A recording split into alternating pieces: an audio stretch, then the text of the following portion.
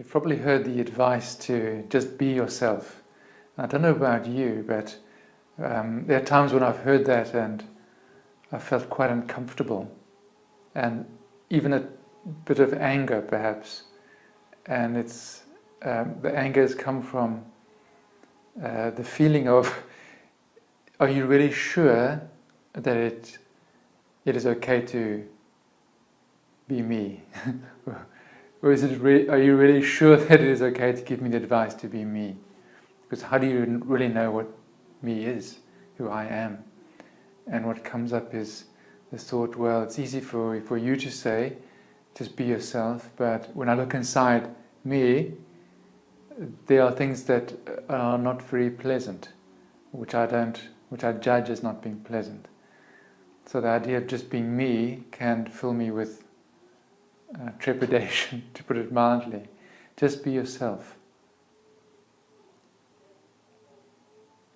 It sounds an innocent statement, but there's a lot in it. Just be yourself. Well, what is yourself? There are a lot of things there that perhaps society will not like to see. Things could get a bit weird if you really are yourself. Well, these are the thoughts that go through my mind, at least. So if I look in, I have this feeling of it's not really safe to be me, because when I'm being me, I am perhaps unacceptable to the group, society, and I feel a little bit of anger about people telling me just to be me, when at the same time they will judge me for being, if they really see who I am, they'll judge me for being me. So I began inquiring into this thing about just being yourself. What does it mean? And what comes to me is that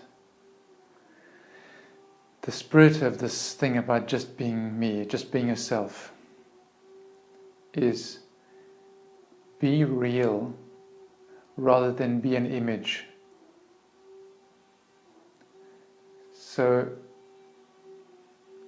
oftentimes the injunction, be yourself, if it's given from an unwise person, they can be expecting you to become an image. Be yourself, and they're seeing some light side of you, they're not seeing your shadow side. But what we long for is to be real. We long to be accepted for the whole of ourselves, the light and the dark. So the anger comes from the mistrust that if I am myself and am real, you will still apply an image to me of how you think I should be. And we long to be beyond images and to be real. So I'm now taking this thing of just be yourself as a real invitation to explore what is real and what is beyond an image. So what is real is quite simple. It's what I'm feeling now, what I'm aware of right now. So then the practice of just being me becomes, what am I noticing right now in me? What am I sensing? What am I really feeling? Because here's the thing, society and law of attraction people and positive thinking people, with many of their good intentions, also create the condition of having to live to an image, of always being positive, of always having a certain level of success, of getting things right. But is that real? Is that the real experience now? So what I'm proposing here is a different spirituality, if you like, that is based on the real.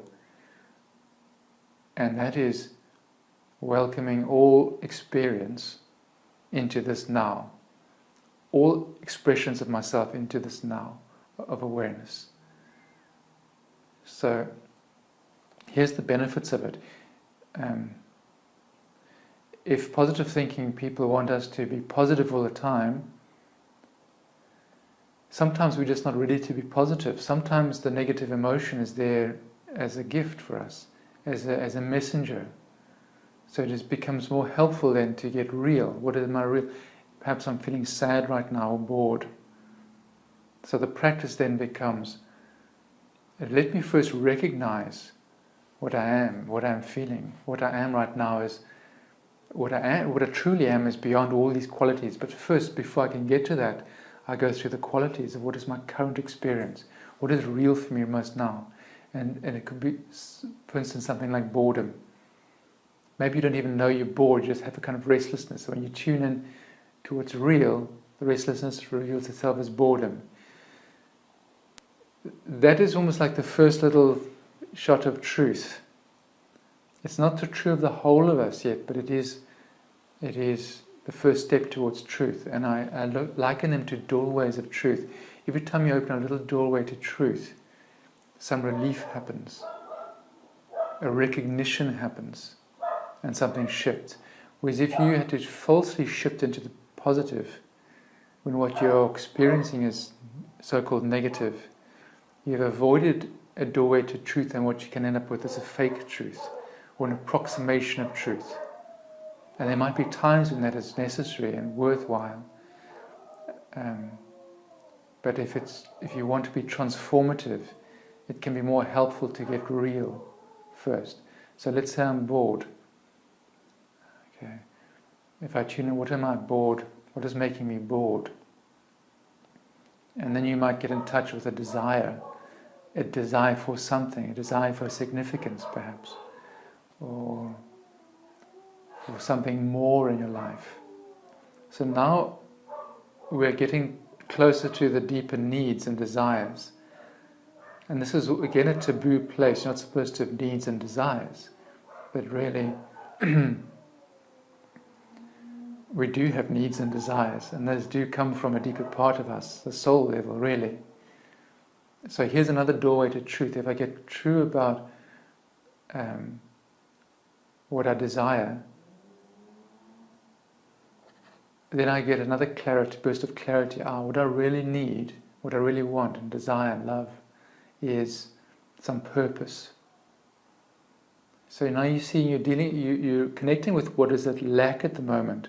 But in order to feel a desire for purpose, purpose must be in you already. You are sensing that where I am now, there's no purpose. But in order to have that appreciation, it must be rooted in a sense that within one has purpose. One is feeling the contrast between where one is and where one is in the kind of manifest world, and where one is in the deepest sense, and what one is at the deepest sense. One is purpose. So here's again is a level of clarity that appears simply by following what is real. What is real is I have this desire for purpose. Great. That's the doorway.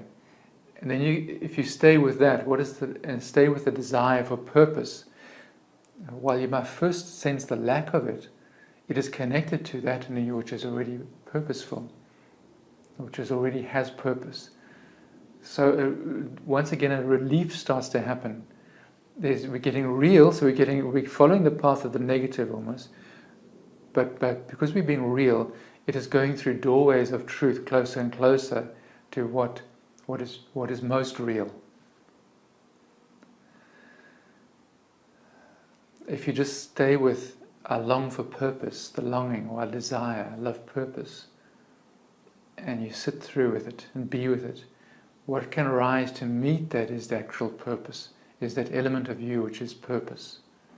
It's the feeling of purpose. And then you arrive home. You start to recognize purpose as essential quality of being. Now your realness is dwelling within what you really are. But we had to follow the path of getting real right out there in the perimeter where it felt unpleasant, and follow these steps of gradually becoming more and more real. Well, each step is actually real, but we're getting closer to what we are. At the beginning, you're seeing where we are. When you get real out there and you say, oh my God, I'm quite far from where I want to be. But that I want to be is actually what you are. So only by becoming real and giving up the image can we walk this path of realness, which leads to what we are. If you jump out too soon into positive feeling, say you're bored, and you say, well, I'm bored, okay, what can we do? I'll do some action. that action you'll be jumping out of real. You'll more than likely be. You might have a relative benefit, okay, and a relative uptick in mood, but it can end up being a medication for the deeper need. It can end up being another distraction. And what you're after here is not distractions, it's the real. So when we say be yourself, it can be an invitation to simply inquire into what is real for me now, the light and the dark of it. What is real? Am I really happy now, or is there something else?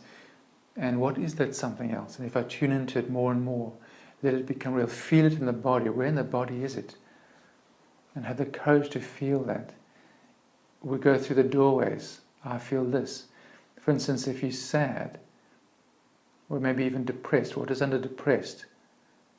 If you sit with that and explore, become real with depressed, what you might find underneath that is anger. And anger is a different kind of energy.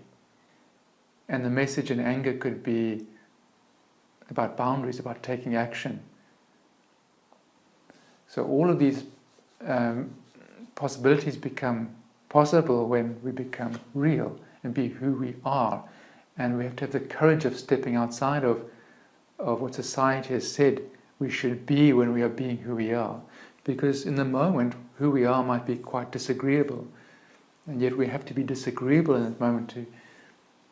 When you're really disagreeable and like kind of a bastard to someone, what's really happening there is you're saying a no to society, not somebody else, so that you can say yes to something within you. That is inherently healthy and helpful.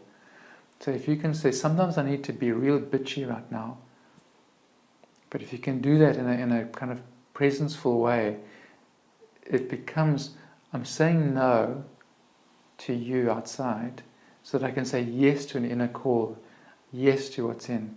I need space for myself now to explore within.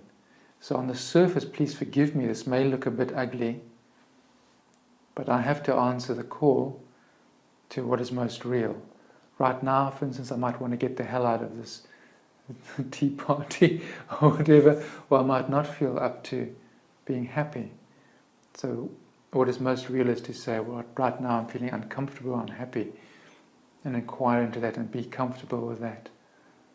That will lead you through the transformative path to what is most, following the path that most real to what you are.